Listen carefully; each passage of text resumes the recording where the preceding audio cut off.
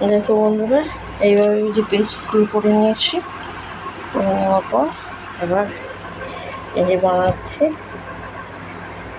মানে